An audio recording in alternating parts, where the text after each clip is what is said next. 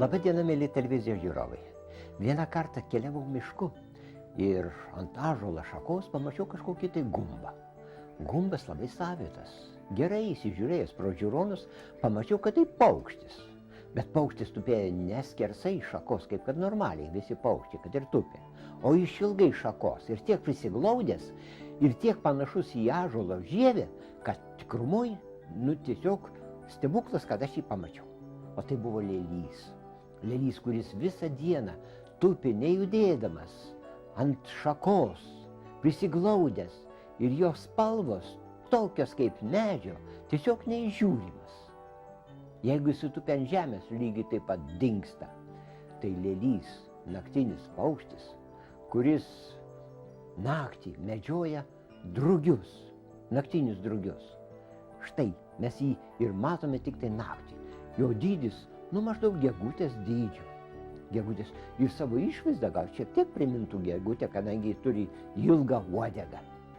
Lėlys medžioja naktį taip panašiai kaip kregždės, kad gaudo vabzdžius ore ir jisai taip pat ore gaudo. Ir lėlio, įsivaizduokit, lėlio galva labai panašiai į kregždės. Jo taip pat galva suplota, bet žiotis, žiotis plačiausios, didžiausios. Ir jisai gaudo tos drugius naktinius kaip su samteliu. Ir kas dar įdomiausia, kad tie drugeliai patenka gyvi ir gyvi dar ilgą laiką spurda jo stemplėje. Savo sandarą lėlys labai primena čiurlį arba kregždutę. Įsivaizduokit, jisai taip pat medžioja ore skrisdamas kaip ir kregždė, kaip ir čiurlys. Tad nieko nuostabaus, kad ir jo galva suplota ir žiotis labai plačios. Ir ne tik tai žiotis, žiočių pakraščiuose yra ilgesnės plunksnos, kurios padeda kaip samtelis suvaryti tą skraidantį drugelį į žiotis. Lėlys, didysis medžiotojas, naktį kartais pliaukši sparnais.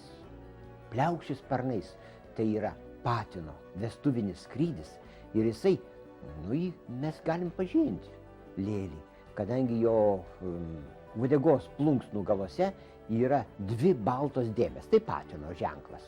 Štai, bet jis ne tik tai pliaukši sparnais, bet ir gieda, atsitūpęs kažkur tai ant šakos. Jisai taip turkia, taip ilgai turkia, vienodų kartais ir nepaprastai keistas balsas, o paskui kvykt ir vėl turkia. Štai, nežinau kodėl, bet vokiečių kalba lėlį vadina Ziegenmelker, ką reiškia ožkų melžėjas. Iš kur toks pavadinimas man sunku net įsivaizduoti, kadangi jisai ne tik kad pieno negeria, bet jisai tik tai vabzdžiukais ir maitinasi. Mėly televizijos žiūrovai, praeitais metais mums atnešė lėlį sužeistą. Jisai pateko į autoavariją. Lėlys kartais atsitūpia ant asfalto. Ir kadangi asfaltas pilkas, ir jisai mano, kad ant asfalto jo nieks nemato, betgi mašinos tai juda. Atsitrenkė į mašiną, sužalojo sparnus, atnešė mums sužeistą ir jisai štai jau 2 metai gyvena mūsų namuose. Išleist mes jo negalim, jisai skraidyti nepajėgia, jisai vos nuo žemės tepajėgia pakilti ir jisai gyvens mūsų namuose tiek, kiek jisai ir gyvens. Štai toks, kaip sakant, yra lėlio likimas. Lėlys labai įdomus paukštis, bet lėlių pasaulyje yra ir dar įdomesnių. Afrikoje yra lėliai, kurių sparnuose labai ilgos plunksnos. Ir tomis plunksnomis, kas įdomu, jie gali prisidengti nuo skrendančio, pavyzdžiui, vanagėlio. Prisidengia, kad jo nematytų. Jis tarp žolių savanoje tupi ir jomis, kaip žolių stebelės, prisidengia, kad jo nematytų. Štai, yra lėliai dar įdomesnė, guacharo, Pietų Amerikoje, kurie skrenda į urvus ir urvuose peri. Urvuose giliai, ten, kur šviesos beveik nėra. ir jie orientuojasi kaip šikšnosparniai, garso lokacija. Įdomus guacharas, įdomus ir jo jaunikliukai. Ir jaunikliukai yra riebus, tiek riebus, kad indėnai kartais juos panaudoja vietoj žvakių. Aišku, tai žiaurus metodas. Nužudo tokį mažiuką, įkiša knatą ir jisai dega kaip žvakė. O kodėl jis toks riebus? Įsivaizduokit tuose giliuose požemėse, tai temperatūra visą laiką pastoviai žema, tik tai šiek tiek aukštesnė už nulį. Ir jisai turi būti riebulis, kad nesušaltų. Guacharai. O yra ir kitų, Australijoje ir Pietų Amerikoje yra lėliai, kurie tupia ant nulaužusio medžio ir jisai yra kaip stiebas, lyg medžio tąsa. Ir taip ištisą dieną jisai tupi nekeisdamas savo pozos. Bet tai stambus lėliai, stambus didžiuliai ir jų grobis stambus. Tai ne drugių medžiotojai, jie medžioja graužikus. Įsivaizduokit, graužikus medžioja. Štai tokie yra lėliai. Bet aš norėčiau dar papasakoti šiek tiek ir kitą skrajūną, panašų į mūsų kregždutę. Tai čiurlius. Čiurliai, mėly televizijos žiūrovai, kas iš jūsų nematė čiurlio? Visi matėte. Juodi juodutėliai, o skrenda, o greiti. Čiurlys, jeigu jisai krenta žemyn, dažniausiai vestuvinio skrydžio metu, tai jisai išvysto iki 300 km per valandą greitį. Nu, fantastiškas greitis, už sakalą greičiau. Maži čiurliukai, bet greitutėliai. Ir įsivaizduokit, taip greitai skrisdamas, kaip jisai gali pamatyti savo grobį. Vat musytę kokią nors, ar ten uodelį, ar kas nors, juk jie maitinasi būtent šitos smulkių grobių, kuris skraido ore. O pasirodo, kad čiurlio akių sandara yra ypatinga. Ypatinga sandara turi ir kregždės, ir lėliai tarp kitko taip pat. Nes ten regėjimo laukas yra šiek tiek kitoks kaip mūsų. Juk mūsų regėjimo centras yra vienas centras, kurio dėka mes labai puikiai matome. O čiurlių ir lėlių, kai sakant, akyse, ištisa juostelė yra plati, taip, kad jie mato ir toli, ir arti vienodai gerai. Akis sudėtingos. Štai čiurliai, tie didieji skrajūnai, jų žiotis taip pat plačios, taip pat snapukas tai trumpas ir riestas kabliuku.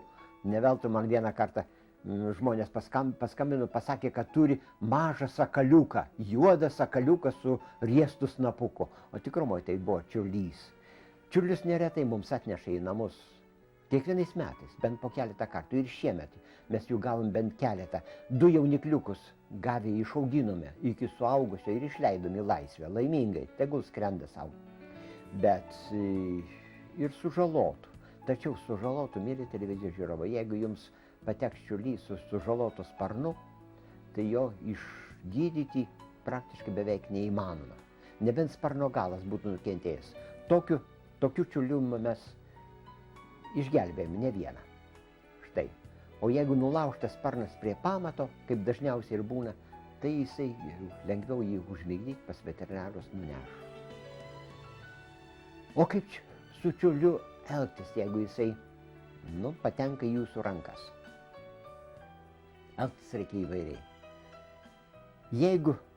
Jeigu čiurlys, suaugęs čiurlys pavasarį, buvo rastas ant žemės, besiblaškantis, geriausia tokiu atveju paimti čiurlį, pakilti su jo aukštai iki 5., 7., 9. aukšto ir pro balkoną švystelti į laisvę. Ir jis nuskris, nes jisai sveikas sveikutėlis. O kodėl jisai taip nuo žemės negalėjo pakilti? Labai ilgi čiurlio sparnai. Tokie ilgi, kad jam kliudo pakilti, įsipina žolėse ir dažniausiai jisai negali pakilti.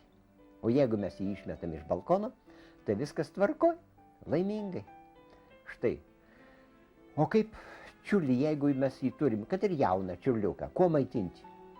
Maitinam panašiai kaip ir mūsų kregždutė, kad mes maitiname.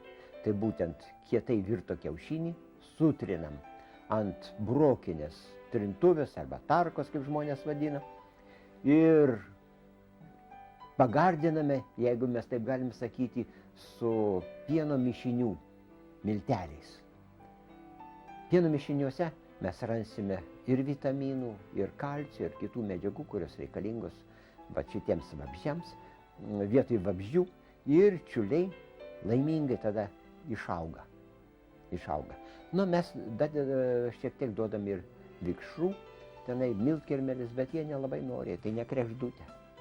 Štai tokiu būdu galime išauginti sėkmingai ir čiurliukus.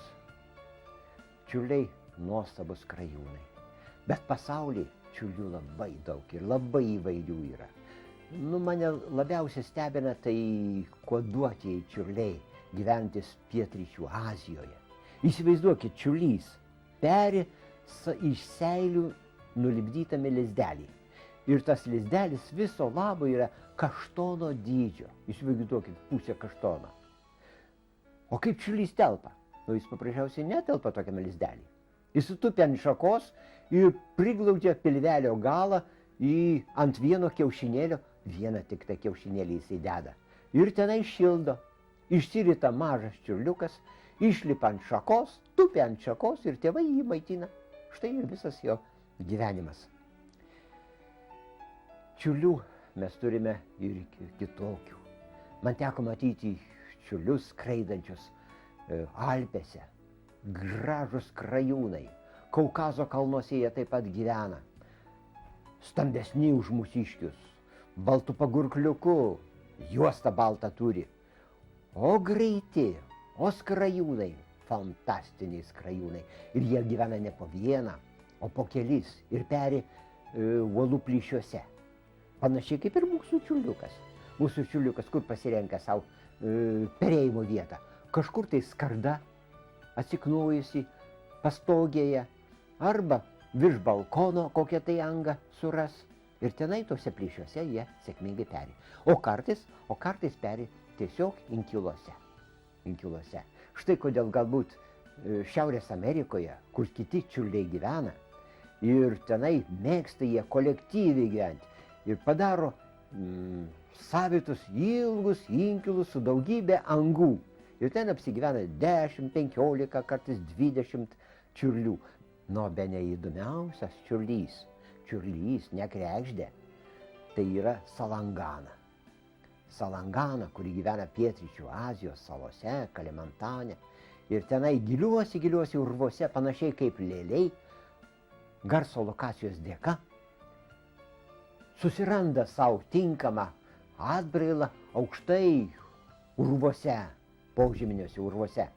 Ir tenai iš seilių ir šiaudelių, kartais arba vien iš seilių, nulipdo stambų lizdą. Tokį lizdą, kuriame gali perėti. Ir tenai peri, išperi mažiukus, išskrenda. O vietiniai gyventojai labai dažnai paima tos lizdus ir iš jų verda sriubą. Sriuba labai brangi, kadangi iš seilių pagaminta, va tą lizdelį ištirpina.